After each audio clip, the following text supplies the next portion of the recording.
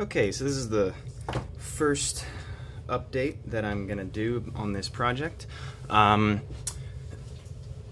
So I'm trying to make a proof of concept Helicon plasma source. Well, I'll go into more detail about a Helicon antenna in a future video, but first I just want to, basically it's an inductively coupled plasma generation method. But this is just to do some basic plasma experiments, like using kind of a really simple method of discharging a high voltage DC current through a mostly evacuated tube. So I've got these giant glass tubes. So that's the glass tube there. It's kind of like that in diameter and I don't know, about 2 feet long. And I'm going to cap the ends and have electrodes at either end, and then pass a very high voltage DC current through the tube, which when I bring the pressure in the tube down low enough, the high voltage should be able to break down the low pressure air in there and create a discharge, which is by definition a plasma. And then I'm going to see if I can use magnets to kind of play around with that, or magnetic fields. Well, I mean, I know I can. I'm just going to use that to experiment with it before I go into the more complex way of generating plasma, which is the end goal of this. But to get that high voltage discharge, I need a high voltage generator. Now, I spent quite a while trying to figure out how to build a high voltage generator, and then I realized that wasn't the point of the project. So I spent more money than I maybe should have, not on this, but like over time in the last 3 years, 2 and a bit years, trying to do this, trying to figure out how to generate the high voltage I wanted. So instead of doing that, I ordered a ZVS flyback driver and a flyback transformer to go with it from Amazon. These were a package. Well, this wasn't. I put it in here, but ta-da! This is the really nice looking flyback driver. So this is the ZVS zero voltage switching driver. The MOSFETs are underneath this really nice anodized heatsink with cooling fan. I need to cut some holes in this thing for the cooling, and maybe like 3D print like a duct to actually direct the air. I'm fairly certain that it goes this way and sucks air in from the top. Anyway, the problem is, so I've got the DC input here, and it's 12 to 30 volts. The output, I don't know what the output voltage is, because the manufacturer, I'm pretty sure, is from China.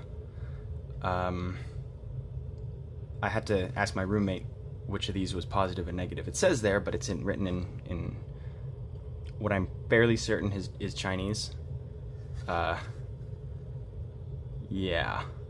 Anyway, so yeah, so I know which terminals those are, but I have no idea which. So we shall notice there are 6 wires coming out of this. There's these coils here, which is a center tapped, an 8-turned coil with a center tap, so 4, then a center tap, then another 4, making 3 of these blue wires. Oh shit, was that even? So maybe let's try that again. 4, 4, center tap. Then there's this, which is the high voltage.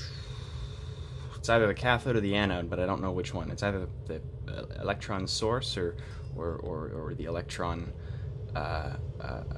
sink, I guess, but I don't know.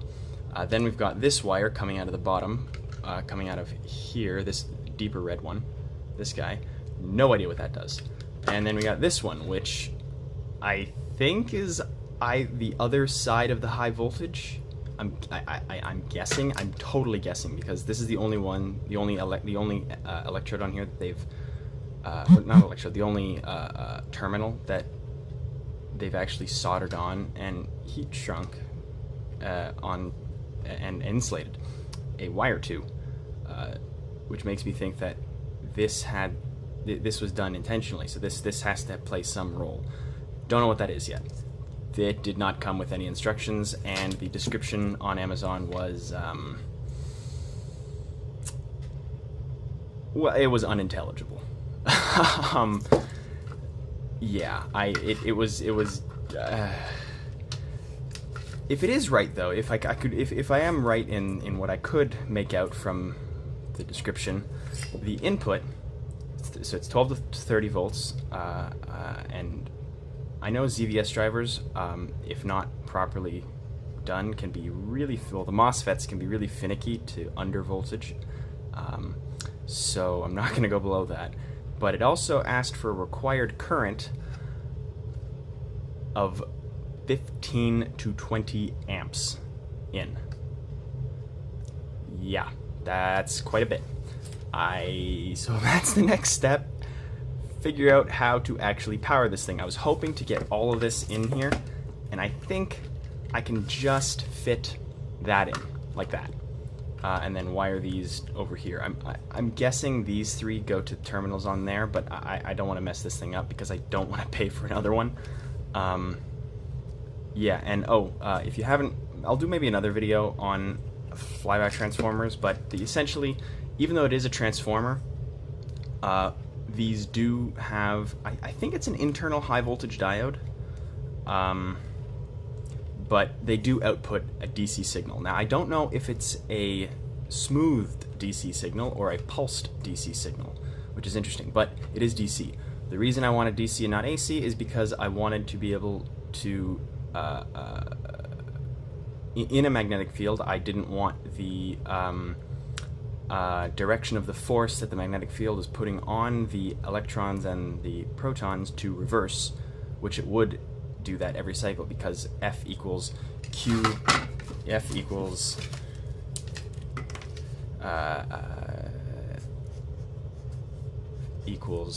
what was it again? Oh yeah, Q, the charge of the particle, times the velocity, that's a scalar, that's a vector, cross the magnetic field. So right hand rule, if it's going this way, and if the velocity is going this way, and the magnetic field is going up at you like that. So the general rule I use for cross products is take the first vector, point your hands in the direction of that.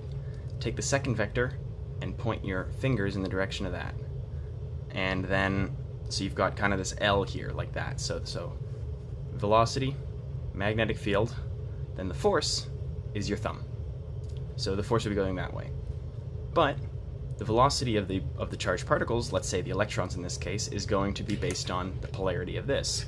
That's the direction that they're flowing in. So if that reverses, so reversed, magnetic field goes up, then it's going to be that. So it's going to go that way, that way, that way, and so it's going to keep switching. But I want it to stay in one way. I want whatever the reaction to the magnetic field that I apply to the basically it's going to be like a tube of plasma, like a almost like a beam, but it's not a beam. Well, don't think of it as a beam. That's not really useful. But in any case, to this kind of a tube of plasma, I want its reaction to an applied magnetic field to stay the same. Yeah. Sorry if this was kind of boring, and I'm not very good at making these yet. Hopefully they'll get more interesting with time. I also I wasn't entirely very good at keeping things in frame all the time, because I'm sometimes looking at the screen. I'm doing this on my phone. Sometimes looking at the screen of my phone that I have on a stand here, and sometimes looking at the actual thing in front of me, so I gotta get better at that. But anyway, yeah, I bought this, I put this in, so I'm hoping to get this in, and then the actual power supply, I guess I'm gonna have to have as a separate unit, that I plug into this, and it's going to need to supply quite a lot of current, and I'm hoping to get something 24 volts at 20 amps, so that 20 amps is the maximum input to this, so that way I can have a little bit of a range, because I don't just want to give it a minimum 12 volts, I want to be able to dial it up if I need to. So 24 volts power supply, and then I'll buy something from Amazon, hopefully, if I can't figure out how to make one myself. And then at the end, output of that, well, I'm going to put maybe some kind of regulator or something to be able to bring it down from 24 volts down to 12 and anywhere in between if I need to. Yeah, that way I can play around with the input to this. There is a little indicator, by the way, there is a little indicator diode LED right there in the weirdest and worst spot they could put it in, but hey, you know what, whatever. Yeah, so that's the update for now. Catch you next time, I guess.